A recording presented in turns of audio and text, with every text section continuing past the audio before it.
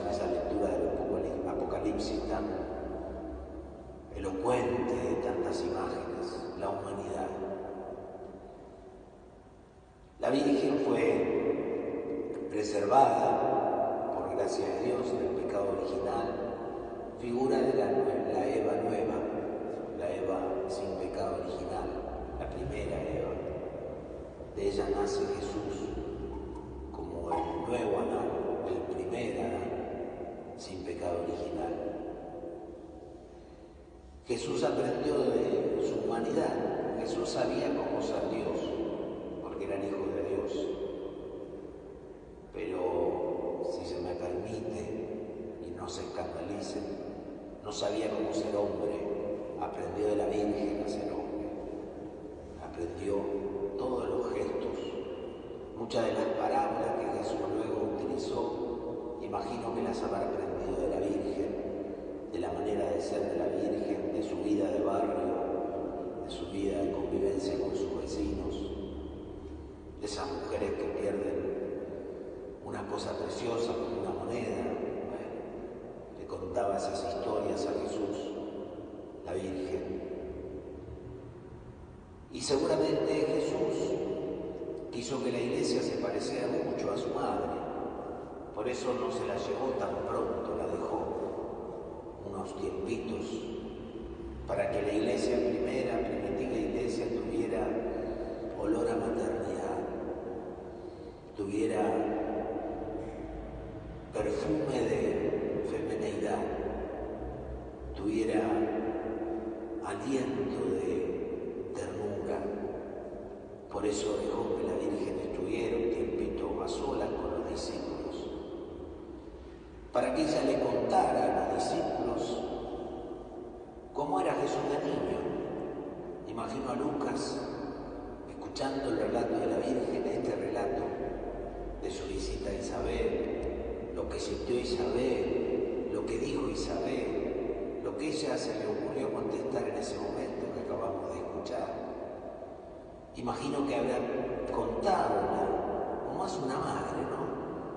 Y todos tenemos esa...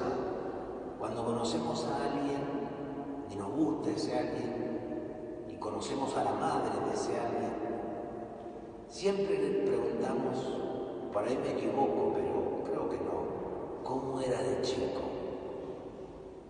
Entonces me imagino a la Virgen de esa primitiva iglesia contando cómo era Jesús de chico. De ahí, bueno, su concepción, de ahí esta primera experiencia de Jesús en el templo, que se le perdió, como un chico cualquiera que se pierde, esa humanidad. Y así otras cosas más. Imagino a la Virgen que se habrá salido de la vaina contando de cómo era José, cómo fue lo que sintió José cuando ella quedó embarazada y él era el prometido, porque José le habrá contado lo que pensaba hacer y ella lo relata. Por eso Jesús quiso que la Virgen se quedara un tiempito con la primitiva iglesia después de su resurrección y ascensión al cielo. Pero la humanidad con la que Jesús ascendió al cielo no hubiera sido plena si le faltaba la madre. Una vez me tocó dar una misa en un colegio de mis hermanos, de director, a toda la primaria, todos chicos, una multitud, un ejército. Y me vino esta imagen, la ascensión, porque Jesús sube a su madre. Y cuando Jesús estaba en el cielo, después de haber vivido 33 años acá como ser humano, en el cielo le faltaba olor a tostadas, le faltaba el olor al café del desayuno. Y entonces dijo, bueno, le preguntó a los chicos, ¿quién prepara eso en casa? Y mamá. Y bueno, Jesús dijo, no, me la voy a ir a buscar porque acá nadie prepara el desayuno como mamá. Y así podemos imaginar tantas otras cosas.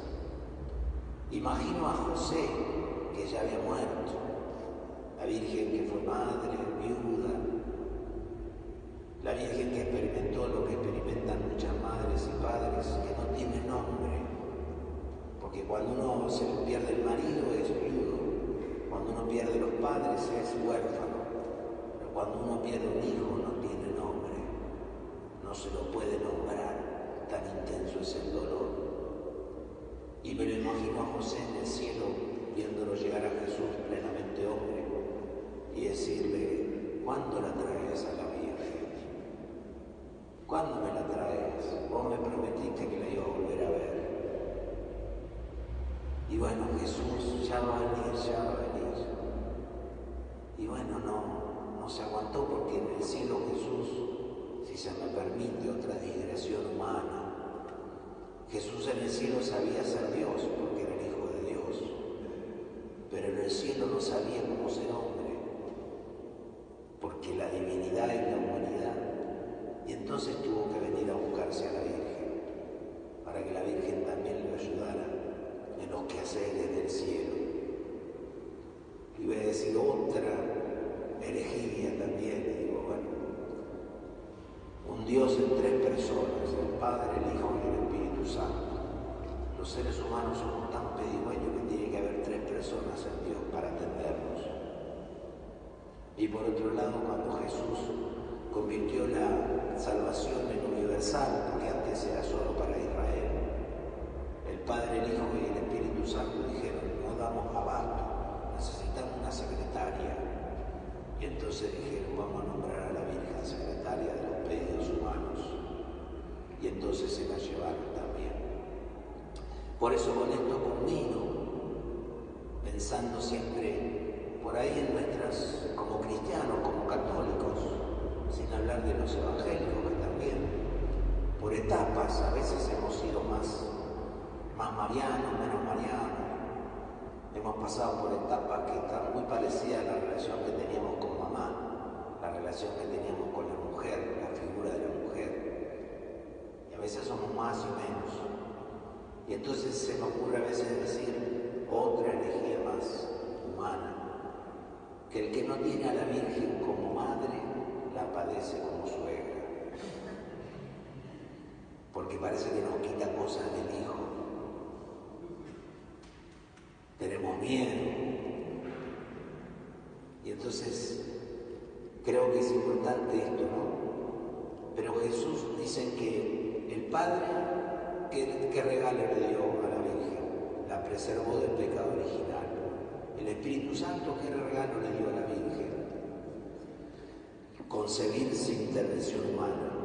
Y Jesús tenía que hacer un regalo a la Virgen. ¿Y cuál fue?